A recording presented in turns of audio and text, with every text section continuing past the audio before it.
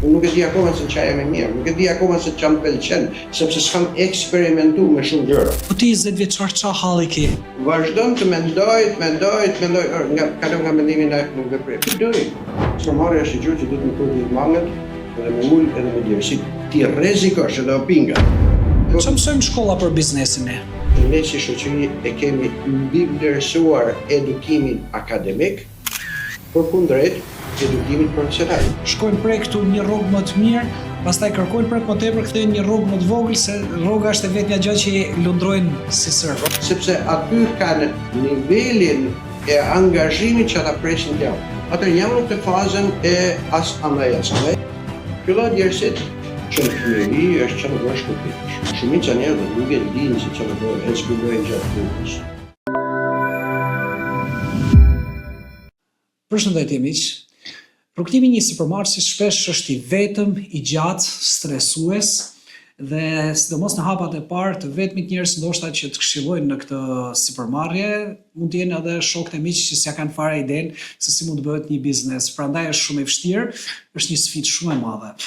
Të gjithë ne kërkojmë që dikush në hapat e parë të na drejtojë, të na hapi syt, na heqim nga ajo faza e parë e optimizmit të pa informuar, e cila na çon pastaj te pesimizmi i informuar. Kështu që në këtë gjë shumë të rëndësishme, unë kam ftuar një personazh shumë të rëndësishëm i cili i shpjegon shumë të rive dhe jo vetëm se si mund ta zhvillojnë atë idenë dhe t'i çojnë në fazën kur ato mund të zhvillojnë biznesin e tyre. Sot kam kënaqësinë të kem Shkëlqen Markun këtu në studion e podcastit Themeluesit Flasin. Të falenderoj që je prezent dhe do bisedojmë se si mund të shkojmë nga faza A në fazën B të biznesit. Si që jemi bashkë.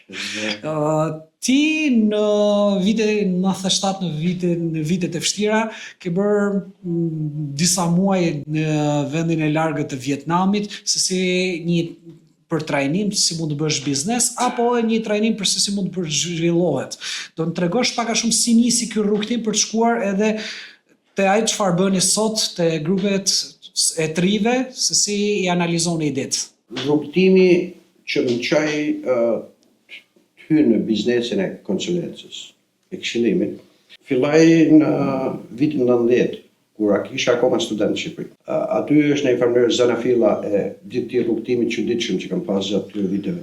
Në vitin 90 një grup miq kishin nevojë të mësonin anglisht, student, kolegë mit, dhe fillova t'i ndihmoj. Grupi filloi të zgjerohej pak nga pak dhe vendosëm në mënyrë informale të përdorim klasat e universitetit dhe u bë një grup që praktikisht mësonte të gjithë pasditet. Pra, në një farë mënyrë u kthy një biznes, sigurisht atëherë informal, që e bënim fshehurazi në sallat e universitetit dhe bënim si pasdite. Ajo më ndihmoi akoma për ta perfeksionuar vetë anglishtën dhe për të përmirësuar edhe mënyrën e transmetimit të dijeve. Në mënyrë që të kisha efekt. Dhe sigurisht ishte biznes, pavarësisht se ishte informal, sepse gjeneroja të ardhura, si student, unë nxjerra një rrogë pothuajse më të mirë se sa profesorat.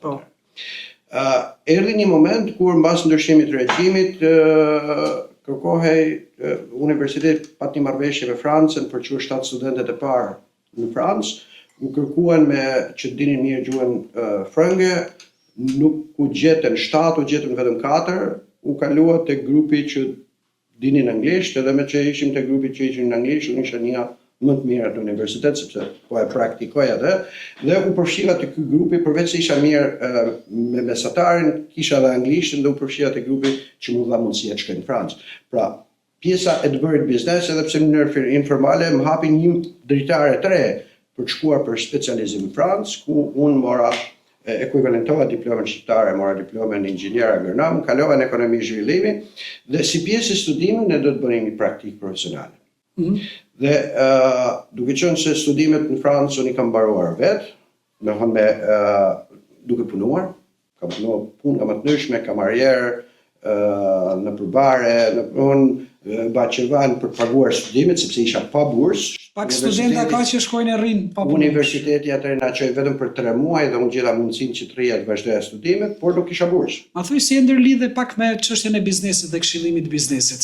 Detyrimi për të paguar shpenzimet më çoi që të lidhesha me një institut kërkimor që kishte nevojë për një junior consultant. Dhe ne bëjmë një marrëveshje që shkoja unë si junior consultant dhe E çfarë do konsultoje? iniciativa ishte në një projekt zhvillimi në Vietnam që unë do të asistoja ekipin e projektit për të ndërtuar një skemë mikrofinancimi. E kishin filluar ta pilotojnë dhe duhej që të zgjerohej në zona të reja. Dhe puna ime ishte për të ndihmuar, për të kuptuar bizneset, për të ndërtuar një sistem analize të kuptuarit të bizneseve rurale dhe për procesin e përzgjedhjes për të investuar. Këtë proces unë u futa direkt nga shkolla në analizimin e biznesit, në kuptuar mekanizmit të zhvillimit biznesit dhe të mekanizmave të investimit, të financimit të këtyre bizneseve. A the, po këtë gjë pse ta bëjnë në Vietnam, ta bëjnë në Shqipëni? Se ishte edhe pak kohë kështu, po flasim 97, 98. Ishte 97 dhe për 6 muaj që punova unë atje, ishte pothuajse pamundur që të lidhesha me Shqipërinë. Vendosa të kthehem në fillim të 98-s, atëherë kur gjithë, edhe familja ime, thoshin ore, mund të jesh kthyer vetëm për 2 arsye. Ose ke rrjedh, ose të kanë kthyer me zor. Që më kanë kthyer me zor, i thosha mund ta provoj sepse i kam dokumentat, që kam rrjedh, duhet t'ja lëm kohës. Kur ishte që fillove më bë lekse, me pjesën e projekteve, institucione ndërkombëtare etj, projekte e kuptojmë. Por unë do me ditë kur fillove më bë lekti me këto kurset e tuja dhe pastaj do si bëjnë lekt tjertë në mënyrën se si ti mëson. Unë kam filluar shumë shpejt bëj lekt, sepse këto nuk ishin këto lloj konsulencash nuk ishin punësim. Pra unë nuk isha i punësuar. Pra unë isha një ekspert që shisja ekspertizën time dhe faturaja. Po, shisja njohuritë e mia.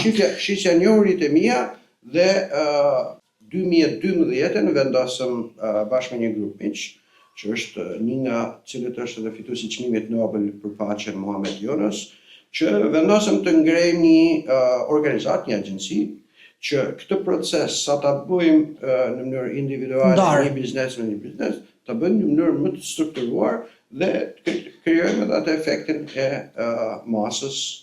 Vitek sistemi, pra, një individ, se du ta nxjerr edhe si model dhe si shembull, nuk do të thotë që do bëj lek vetëm duke blej produktin A dhe duke e shit 20-30% më shtret. Mund bëj shumë mirë biznes me dijet e tij. Pra një i ri, mund të thojë, unë do me bë biznes dhe biznesi jam unë. Pra unë do bëhe më i miri në fotografi, në kamera, në një proces, më i miri me la xhamat e dyqaneve. Është një gjë që dikujt i duhet dhe është gati të paguajë. Si të bësh lek?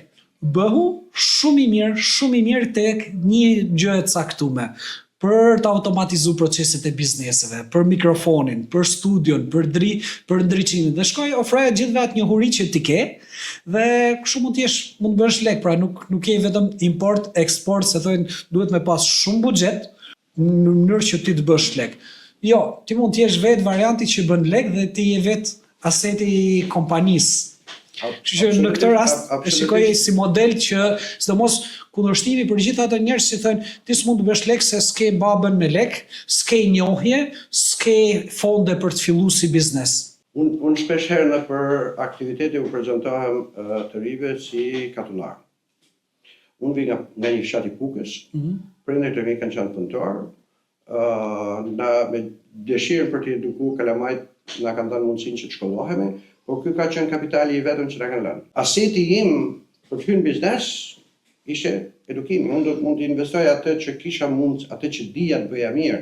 Mu dha dhe mundësia që ta praktikoj, sepse ne kemi shumë ekspert që janë të mirë për ta bërë gjën, por nuk kanë fituar aftësinë e transmetimit të asaj gjë. Po, si puna e dikujt që është nxënës shumë i mirë, po në mësimdhënie mund mos jetë mirë. Është shumë i mirë për ta bërë vetë gjën, po nuk është i mirë për ta transmetuar atë dije apo atë praktik tek të tjerë. Mu dha mundësia në Vietnam që të futem në këtë, sepse unë do të ndihmoja të ndërtonin sistemin Dhe këtë sistem duhet të asistoja, duhet të trejnoja stafin që të kishin mundësi ta replikojnë. Ky ishte detyra ime. Dhe kjo lloj detyre mund dha një skill të ri që është transmetimi i dijes. Jo vetëm ta di ta bëj vet, por di ta transmetoj siç duhet, dhe ai që e ka marrë këtë dije të ketë mundësi ta replikojnë këtë dije. Vite kjo që po thuti, në një takim me një ndër njerëzit më të pasur në Shqipëri më tha, shiko, kur je i ri, ti shkëmben kohën për të bërë i pasur, dhe kur ke shumë para, ti shkëmben parat për kohën. Po. Kjo është ideja. Pra, nëse ti s'ke para, do punosh 6 motor, 8 motor që të bësh para. Nëse ke shumë para, punën tënde, paguaj tjerët në mënyrë që të përfitosh kohën dhe ti jesh i lirë. Po, sigurisht domethënë që edhe mos transmetojmë edhe mesazhin nga gabuar.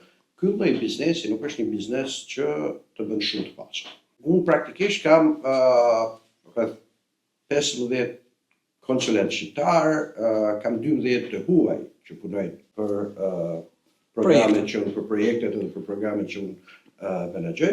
Sigurisht modeli i biznesit, mënyra si kemi gjetë ne është që të punojmë me 9 kontraktor. Patjetër. S'ke pse më marrë pak fikse. Operacionet janë se ka shumë njerëz që dojnë me i pas gjithë in-house, dhe me i pas gjithë punëtor. Ky është një nga sfidat që më para një ore isha duke biseduar pikërisht për këtë, nuk ka nevojë që çdo gjë sot t'i kem in-house. Ka tjerë që mund ta bëjnë dhe kjo gjëja mund të më duhet 2 orë në javë. Atëherë do nënë të traktoj dikën sepse më kushton më lirë se sa tentoj t'ja ngarkoj një punëesi i cili s'do ta bëjë mirë, do frustrohet, do mërzitet. Do ta ndryshosh. Dhe domethënë të 2 palët edhe unë edhe punëesi edhe klienti 3 palët do dalim të pakënaqur. Kështu që mënyra më e mirë është ndërtimi i partneritetit, ndërtimi i rrjetit të ekspertëve të duhur, në mënyrë që gjithë këtë rrjet të kesh mundësi ta vesh në punë sa më shpejt, në mënyrë eficiente për të ofruar klientit atë që duhet. Me pjesën në kontraktimit është diçka e lezetshme, shumë të ri që ikin nga një punë dhe duan të bëjnë biznesin e tyre, e di çfarë bëjnë gjën e parë? Bëjnë një zyrë të bukur. Bëjnë një tavolinë të bukur, bëjnë foreksi i parë, sepse ai mendsinë e pronarit të Supermarsit ka pa pronarin që ka punu më përpara dhe ka pa që ai ka një zyrë të bukur, një ambient të bukur dhe ka marrë edhe një sekretare aty, ka marrë edhe një shofer aty dhe thot kjo është. Ndërkohë që fillon e kundërta, ti s'ke nevojë me marrë as sekretaren, as tavolinën, as karrigen, as i gjë, shkon që shet i herë, shkon e shet veten, idenë, projektin, konceptin tënd me të ardhurat, pastaj ngarkohesh me punë dhe fillon e delegon se koha jote kushton më pak dhe vjen te pjesa nën kontraktimit. Një nga zhgënjimet e mëdha që mësojnë startupet apo supermarketet të ri është zhgënjimi me konceptin e CEO, Chief Executive Officer. Dhe unë shpeshherë u them, keni ngatruar. Në fazat e parë të biznesit nuk është Chief Executive Officer, është Chief Everything Officer. Pra, ti si supermarkets do bësh edhe pastruesin, do bësh edhe rojen, edhe transportuesin, po do bësh edhe shefin, edhe accountant, po do shohësh edhe çështjet ligjore, do shohësh çdo gjë në atë fazë që është e nevojshme për të bërë dhe nuk ka mund të rarësh. Ngaherë edhe kjo në fazat e parë të biznesit që ky miti i balancimit të punës me jetën deri kur bësh realisht i pasur, unë nuk besoj që kjo është e mundur. Puna është, a mund gjësh diçka që të pëlqen? Si mund ta gjej një ide biznesi për vete? Ma thuj në kuptimin çfarë duhet gjej? Diçka që më pëlqen, diçka që bëj lek, diçka që un jam ekspert, apo një ndërthurje, të vizatoj 3 rrath dhe atë që gjej midis. Unë personalisht balancën e kam gjetë rastësisht, duke eksperimentuar.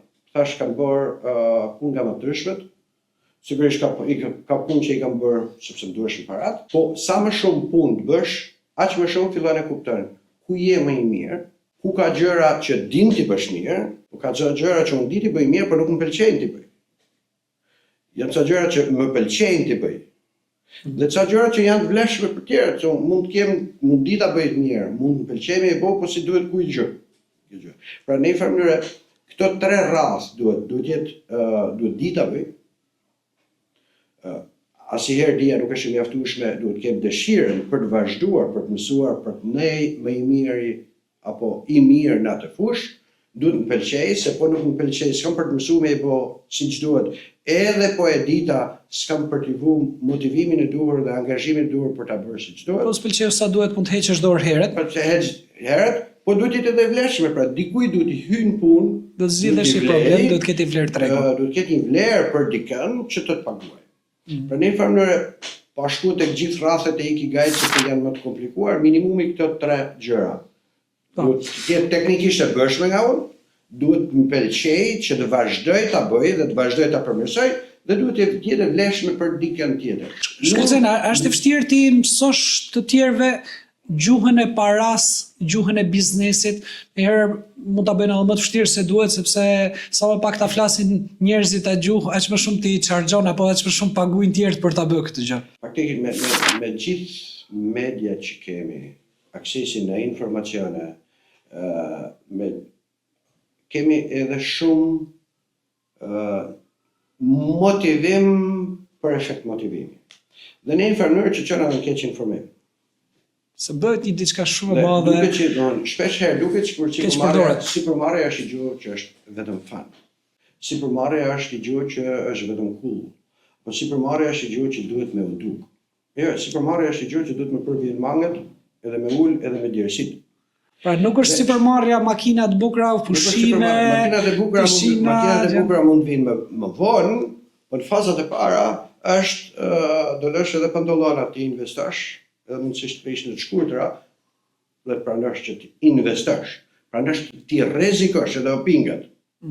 Nuk kam para për të rrezikuar, po mund të rrezikoj kohën time dhe një nga gjërat që kanë të rritë sot kanë kohën e kanë më të disponueshme nëse e menaxhojnë siç duhet dhe kanë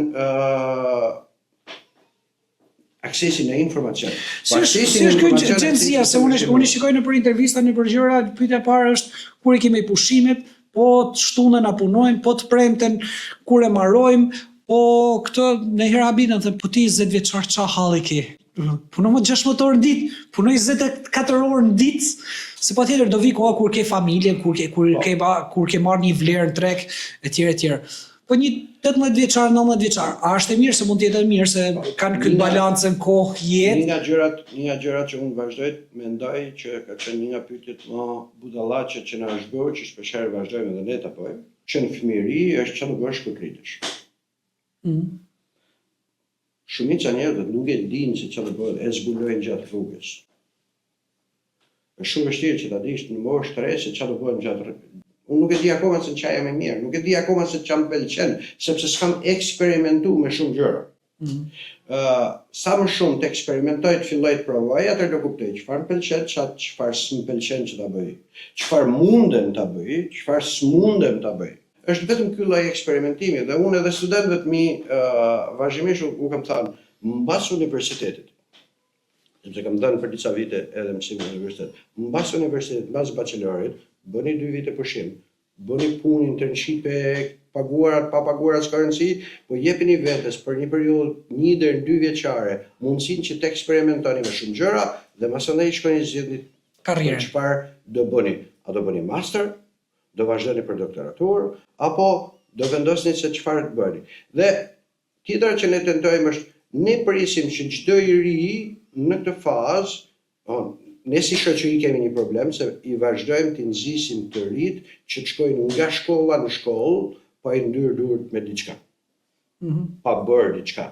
Edhe në shtëpi u japim pak gjëra për bërë, pra nuk i japim punë për bërë, që ata të fillojnë të zbulojnë veten dhe të fitojnë besimin te vete, të eksplorojnë dhe të fitojnë besimin te vete dhe të kuptojnë çfarë i pëlqen të bëjnë.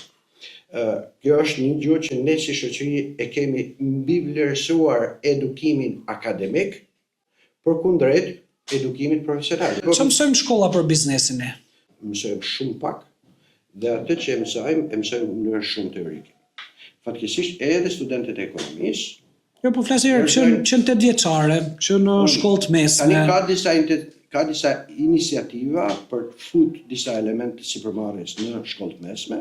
Në 9 vjeçare është shumë i kufizuar dhe vetëm në pak shkolla, në disa prej shkollat të mesme me iniciativë të Junior Achievement në bashkëpunim me ministrinë kanë futur një Raf pika me këto ministrit. Po, të Paktën është një shenjë mirë Jo, që kanë shumë mirë, tentuar. po Problemi unë është- kam një problem shumë të madh kur problemi është- merren gjëra të gatshme dhe nuk kontekstualizohen mbi kontekstin shqiptar, pavarësisht se po shkojmë drejt një bote globale, dhe nga ana tjetër duhet të mësojnë jo vetëm i sipërmarrën, por edhe me punësimin, sepse vinë totalisht pa përgatitur Orientimi karrierë, orientimi për orientim, karrierë. pra si bëhet i CV, si prezantohet vetja, të vjen me pantallona të shkurta, çon CV, pamje nga klubi.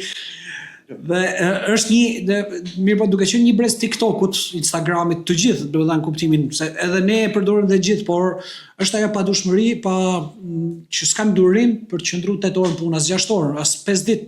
Po, Një është pjesë. akoma se ardhja në punë e kësaj kategorie që nuk është e gatshme të angazhohet, nuk ka dëshirën që të mësojnë, ai ka në punë sepse dën parat. Pra, pjesa e procesit- Nuk pyet sa puna, po thet sa rroga. Nuk është puna sa është puna dhe çfarë perspektive karriere kam në këtë profesion. Dhe nuk ka ardhur që të mësoj profesionin apo që të rritet në karrierën, sepse nuk e ka vendos akoma se kush do jetë karriera e tij. Sigurisht ne kemi edhe sfidën e madhe, sepse tani me ndryshimet në sistemet ekonomike, karriera në të njëjtin profesion është gjithmonë më e shkurtër.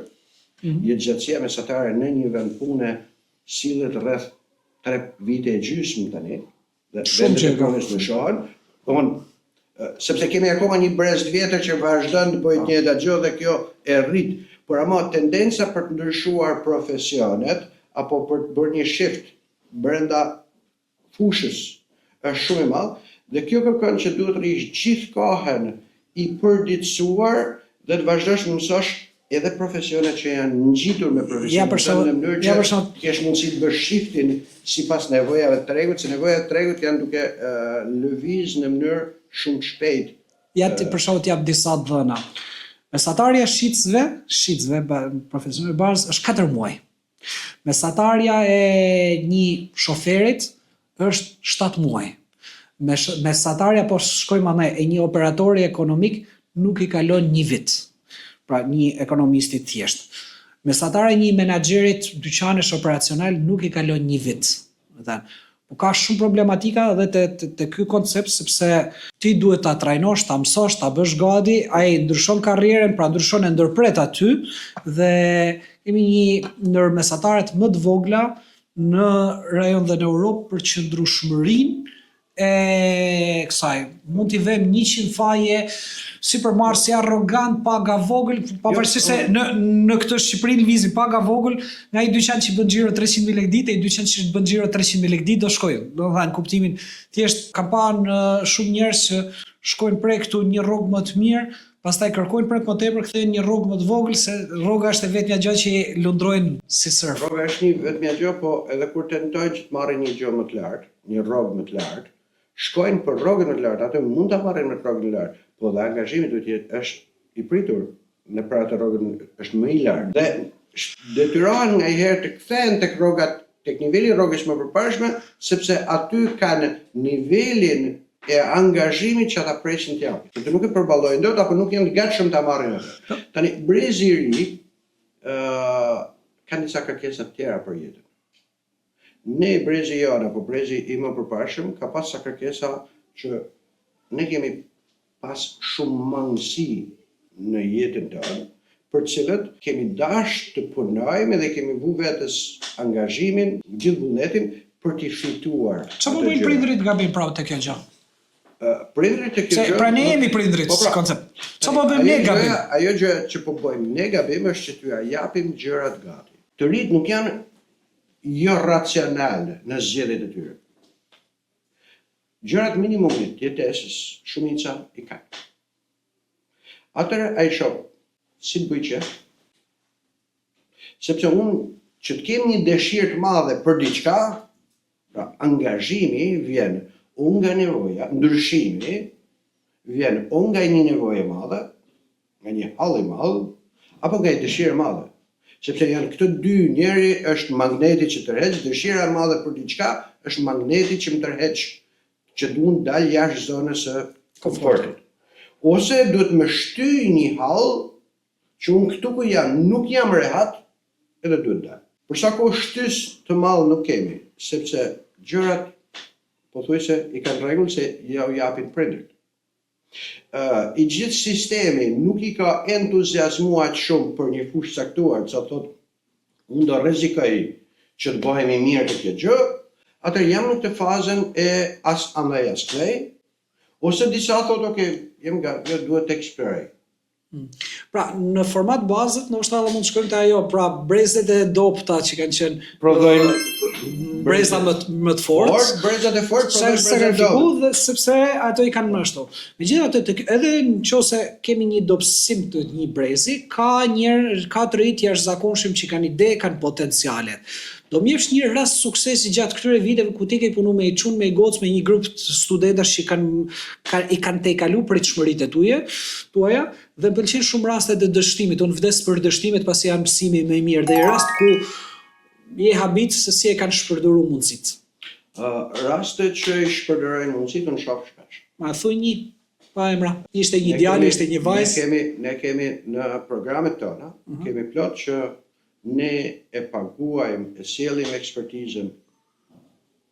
Kishte një projekt konkret, kishte një aplikacion, apo çfarë ishte? Për shkak një që do ma thosh një, do mendosh një. Për shembull, prodhimi i një aplikacioni për menaxhimin e aplikave të pastrimit. Vazhdon të mendoj, kalon nga mendimi në veprim. Ekspertët ti kemi gjetë. I ke. Keep doing. Fillo djersit. Stop talking. Ajo është e vështirë. Pra, kjo është pjesa e vështirë. Kur çosh dhe ti i bën gjërat, jo kur çosh. Ose e kam prodhuar, po e kam bërë këtë faqen e internetit. Puna është ç'mund të bëjmë me këtë faqen e internetit.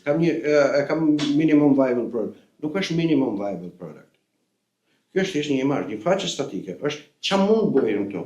A mund të marr një shërbim këtu? A mund të porosis diçka? Si do bësh trafikun? Çfarë do bëj unë tek kjo gjë? Sa ke kostën e përfitimit të klientit? E kam ndërtuar, e kam vua aty, po s'kam bërë gjë për ta promovuar, ose e kam ndërtuar platformën. I kam gjetë gjitha zgjidhjet teknologjike, sepse teknologjia sot është e mundur. A fillojnë për shkak studentat po bëj një faqe, edhe kam bë aty dhe kam gati. Dhe në fakt është si me hap një dyqan në katin e 7 një pallatit ku s'ka asnjë dera si reklam, s'ka asnjë gjë. Dhe si do vinë njerëzit taj dyqani jep kat 7. Fillo e promovoje. Po e pse kam gati. Është domethënë ke edhe këto tipat që janë duan të presin deri ku të jetë perfekt sipas atyre. S'është asnjëherë perfekt. Nxjerrë sepse thot klienti se çfarë duhet të përmirësosh e çfarë vlen. Se nga i herë ne mund të shtojmë shumë features, shumë karakteristika, shumë element që ja bëjnë klientit më të bezdishme. Është tipike e supermarketeve që dojnë me vu aq shumë feature sa sepse e kam pa diku, e kam pa në Gjermani, po nuk funksionon për këtë në Shqipëri.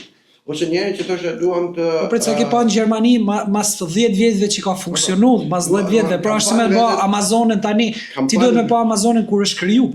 Kam pa më thoshte njëri, kam pa në vendet skandinave, është një platformë ku restorantet, ushqimin që ngelet, e nxjerrin te kjo platforma dhe njerëzit vinë blejnë sepse nuk duan që të shpërdorat ushqimi. Dhe dua ta bëj këtu në Shqipëri. Por nuk ka klienti shqiptar atë nivel ndërgjegjësimi me vendet skandinave. Nuk është kjo arsyeja, domethënë tentoje që të flas me klientët dhe tentonte të flas me të rinj, që mendonte që blerësit do jenë të rinj. Dhe ti thash, duhet ma pru për lehtë këto. Prandaj marr te babuni, marr te këto të tjerat, sepse ma vjen këtu. Unë nuk arsyeja ime dhe nuk dua që shohin dikush se po shkoj e blej me që është i mbetur. Pra, arsyet e blerjes nuk mund të transpozoj nga diçka që funksionon në një treg tjetër, në një kulturë tjetër, tek një grup tjetër klientëve që ka arsye për të blerë një produkt apo një shërbim komplet tjetër. Pra mund të jetë audienca gabuar, është me shku me shit ventilatora eskimesëve. Po, ventilatori shitet, po jo për eskimezit. Pra, në një mënyrë roli im kryesor është në një mënyrë si puna këtyre guidave turistike, se shpesh konsulent duket si i gjuhë kështu shumë. Ja, në fakt edhe unë kam kështu kur thonë plan projektet, inkubatoret e gjëra duhet të them sa të growpreneur, okay, shumë mirë. Ajo që ne bëjmë, po lekët ku janë. Ajo që ne bëjmë është ne funksionojmë me parimin e guidës, si guida turistike. Dua të shkojë me një ndryshim. Guida turistike të merret shoqëron nëse sfida. Ne në rastin tonë jemi mundur të bëjmë disa përshtatje. Ne e shtyjmë, mundojmë ta përgatisim, ta trajnojmë që ta bëj rrugtimin, të ketë mundësi ta bëj rrugtimin, dhe nëse e shohim që nuk është i gatshëm të harxoj mundë djerës për ta bërë rrugtimin, ne themi ditë për jashtëm, është kaq okej, nuk është të thënë që gjithë duhet bëhen sipërmarrësh, mund të ishte okej, shko gjej një vend pune, dhe është kaq okej, se kemi nevojë edhe për Jo kemi nevojë, po kemi nevojë shumë për punojës dhe ne nuk mund të bëjmë, është karrierë. A do të bësh karrierë në sipërmarrje apo do të bësh karrierë si punësuar dhe mund të bësh profesionist shumë i mirë dhe mund të kesh edhe pagesë shumë të mirë. Cila ka qenë eksperjenca jote më e mirë, do të thënë ajo që thu je krenar për çka ke kriju, me qoftë edhe me dikën tjetër, me një biznes që e ke ngrit dhe ka një emër të mirë ose e ke këshillu, pra nuk është se e ke ngrit vetëm ti, po ka pas rrugtimin ku ti ke ndërhyj, ke vu këmbën tënde dhe ke dhënë këshill. Unë kam plot biznese. Ba një eksperiencë, se ne s'kena problem reklamës, si në televizion. Sipri Gift. Po. Në fazën e parë kur jemi njoft, ka qenë një biznes shumë i vogël që po tentonte të bënte ca printime dhe gjithë ky rrugtimi e ka çuar atë dikun që sot janë, unë kam filluar sfidat, problemet që kanë sot janë problemet të rritjes. Po. Që quhen probleme luksi. Po. Çdo biznes gjatë rrugës ka probleme, por ama ka pas një rritje të rëndësishme. Cili ishte një gjetje apo një element që i bani ato me ndryshu këtë vështrimin, pra jo po bëj një printim për lagjen, pra një personalizim të vogël për lagjen, po filloj pak në më Gjëja më e rëndësishme që i ka ndihmuar ata të heqin është ndryshimi i mendësisë. Si do i gjenë klientat, apo si do bëjnë industrinë, si do e përshkallëzojnë, si do operacionalizojnë. Këtë gjë që kam qefur. Unë do bëshit klientit atë që do klienti. Dhe puna e parë do pranoj që të bashkëpunoj me klientin për të kuptuar çfarë do klienti dhe të jem i gatshëm që unë të ndryshoj çdo gjë për të plotësuar dëshirën e klientit. Pra ndryshimi nga fokusi tek parat, tek fokusi tek plotësimi i nevojës klientit. Nëse unë i plotësoj nevojën e klientit, parat dalin. Nëse unë fokusohem tek parat, klienti e rrull qesë. Ose shkon e merr shërbim diku tjetër. Ndryshimi tjetër ishte hapja e mendësisë për të bashkëpunuar me aktorë tjerë. Në disa raste bizneset ngjashme mund të kenë konkurrent, po i njëjti biznes në disa raste mund të jetë bashkëpunëtor. Dhe ndërtimi i marrëdhënieve të mira me konkurrentët, ndryshimin në mënyrë se ndërtimin të marrëdhënieve me konkurrentët, jo nuk i ka bërë konkurrent, nuk e ka rrit konkurencën, por ka rrit bashkëpunimin dhe ka kontribuar në rritjen e xhirës dhe në lehtësimin e proceseve në shërbim të kënaqësisë klientit. Dhe ka pas edhe plot biznese tjera që kanë ndryshuar, por fokusi kryesor ka qenë tek ndryshimi i qasjes së të bërit biznes, jo vetëm tek ndryshimi i produktit apo i procesit. Por ky proces dhe vlera e këshilluesit apo e koçit që themi ne, vlen vetëm për ata persona që janë gatshëm ta pranojnë rekomandimin dhe jo të mos e marrin si një kritik. Shkëlqen, unë kam, siç e din, diku çerek shekullit biznes, po kam edhe shumë sipërmarrës tjerë koleg të mi që kanë 10 vjet, 20 vjet. Kemi akumulu fonde dhe ne duam të investojmë te shumë të ri. Çështja është që si na vinë këto të rritës të ne dhe si shkon një ri me gjetë lekë se në fund mund të ketë një ide shumë mirë, po pa spati buxhetin e duhur në disa raste, jo gjithmonë, mund të dështojnë me sukses të plotë si pasojë e mos kapitalizimit si duhet, apo mos qëndrueshmërisë në treg si duhet. Unë si venture capital, me qenë se ne s'kena një ligj qartë për venture capital dhe ajo e bllokon shumë që ne mos bëhemi një grup edhe më i madh, po e kemi kap veshin kështu, i kemi bërë nëpër shoqëri aksionere SHPK-na etj. Du të investoj shumë lekë te idetë që mund të bëjë edhe më tepër lekë. Apo që mund të sjellë më tepër vlerë. Kemi një mismatch, një mos përputhje.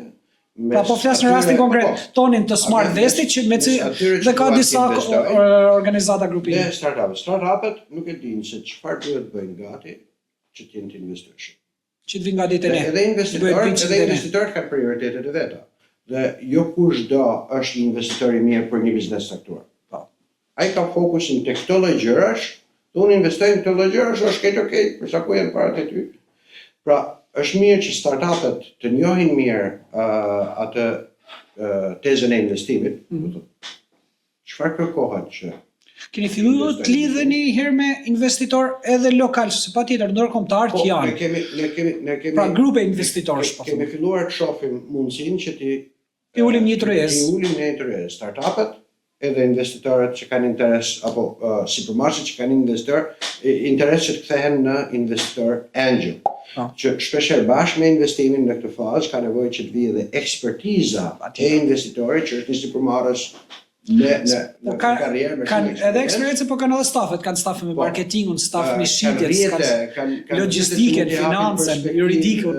Kështu që ky lloj që ne po mundohemi të bëjmë tani këtë lloj përputhje mes startupeve që duan të ndërtojnë partneritete dhe investitorëve të mundshëm angel, duke përjashtuar dhe duke bërë qartë që disa prej startupeve nuk janë akoma gati, ata duan para, por nuk duhen investitorë. Dhe para pa investitorë nuk. Kur vin paketë. Jo, po, si do e zgjidhin për 10 vjet, për shkak nëse mbyll sytë edhe për 10 vjet, si do jenë koncepti i startupeve shqiptare, të kombinuar me venture capital apo me investimet, investitorë të gjë, të cilët mund të jenë grupum apo mund mos jenë grupum, mund të jenë individ. Unë për 10 vjet do jem 54 vjeç. Si do jem gati këto 10 vjet me investu. Tash si do ja bëjmë që gjej një ide që të shkojë $50 million, $100 million, $1 billion ideja, të cilët investojmë 10 dhe dalin 1. Një prodhimi i unicornëve është gjithmonë për ato që janë unicorn. Do të janë shumë prallë. Por ka plot biznese që mund bësh para me to edhe pse nuk janë unicorn, sepse kanë por që gjendën këtë duhet ndërtuar një sistem, grupi investitorë duhet ndërtojnë brenda vetes apo në partneritet me aktorë tjerë, në programe akselerimi apo inkubimi apo aktorë tjerë, sistemin për të organizuar atë deal flow. Pra që të fillohet të bashkëpunohet me aktorët e ekosistemit për të ndërtuar këtë biznese për të bërë. Sigurisht jo çdo gjë duhet të bëjë investitorët, sepse investitorët s'kan kohë t'i bëjnë gjitha, por duhet ndërtuar partneritetet në gjithë të zinxhirin dhe brenda vetes duhet ndërtojnë sistemin. Si do t'i pranoj? Nga do më vinë deals apo startupet që do i marrë nga accelerat, si do e bëj procesin e screening, procesin e para kualifikimit, due diligence dhe negocimi përfundimtar.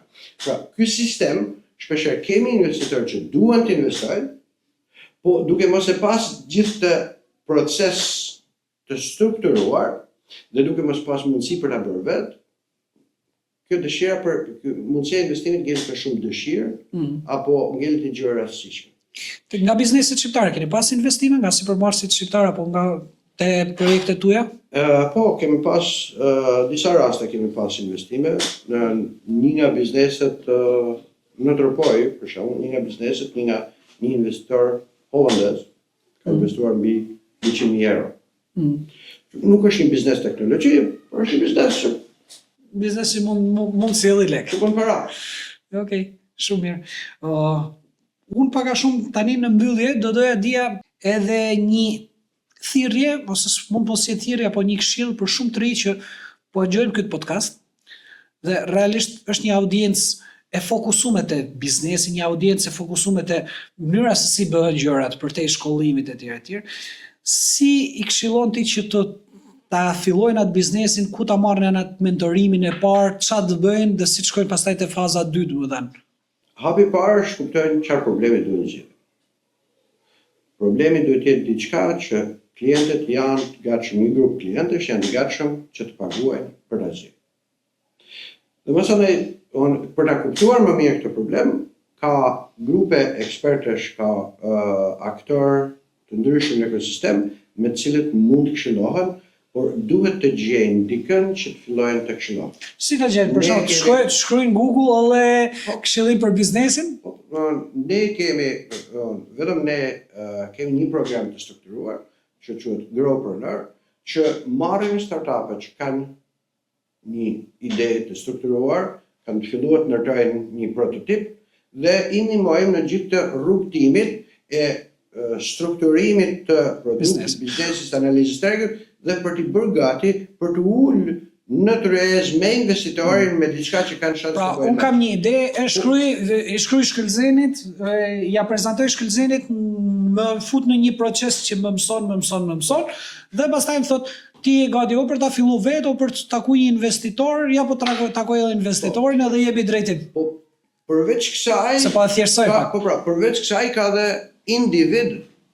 Pra, ata duhet fillojnë të kuptojnë kush janë aktorët në sistem, në ekosistem, që merren me këtë gjë. S'duhet me kenë domosdoshmërisht aplikacion kështu. Një aplikacion. Ha. Për shembull, supozoj. Se s'marr vesh nga kompjuteri, Unë marr për vesh, po gjithë ta marrin vesh nga kompjuteri, minimumi apo nga telefoni minimumi për kontaktuar dikën. Aha. Unë shoh që Jo, pra s'duhet me kenë IT. Unë shoh që rrezi flet për sipërmarrjen, nuk më gjetë gjë që t'i shkruaj në Instagram që ose se ja kam as emailin asë në telefonin, po të pak në Instagramin e kam pa se ku është. Dhe mund t'i shkruaj një mesazhore, du të pi kafe, a mund ma gjesh një kohë gjatë kësaj jave që të pi kafe të them kam këtë ide e duhet ta konsultoj me ty. Ja, për shembull, unë ka shkruar shumë edhe kanë ardhi, kam dëgjuar për ide dhe i kam drejtu. Dhe një shpesh herë ti thotë po nuk ma Bile më thoni, nuk më pret kush mua. bile më thoni, ishte e pamundur, s'ma mori mendja që do të shkruaja dhe do ta Pikërisht, pra. Pse mos takojmë ne? Si ta kontaktoj Rezi është një sipërmarrje e suksesshëm ku ma varm. Po. Unë mos takoj sot në 8:30 si do ti, ama pas një javë, mas 5 ditësh do ta lë takimin. Pikërisht. Pra ke plot sipërmarrës, ke plot njerëz me eksperiencë në biznes që nëse njëri merr hapin e parë për t'i kontaktuar, për t'i ndarë një ide, po nëra kontaktit duhet edhe siç duhet. Tani unë nuk mund t'i shkruaj Rezit, duhet pi një kafe se duhet konsultoj diçka. Në fakt me disa sipërmarrës shumë të rëndësishëm edhe në botë, thonin shiko, ti duhet në thojza, ti duhet ta joshësh edhe një milioner për mu në takim me ty, pra edhe ai duhet shohë interesi, pavarësisht se ti je shumë i vogël. Me interesin që me intriga. Dhe patjetër edhe me shumë gjentilese. Ke edhe për atyre që kanë shkruar ose shkruajnë, si je, desha me takuj qika, takona në nga rruga Durrësit, apo vjen nga rruga Durrësit. Duhet të shjetë. Kur jam unë me shi, do vi unë. Kur jam unë me ble, do vish ti. Ose duhet kesh një gjë kaq intriguese që të më mbushin mendjen që unë ta bëj këtë investim në kohë, në transport për të ardhur deri atje. Pra, shumë interesante. Aftësitë e shitjes janë shumë të nevojshme për të mësuar dhe janë nevojshme për këtë, jo vetëm për shitësit.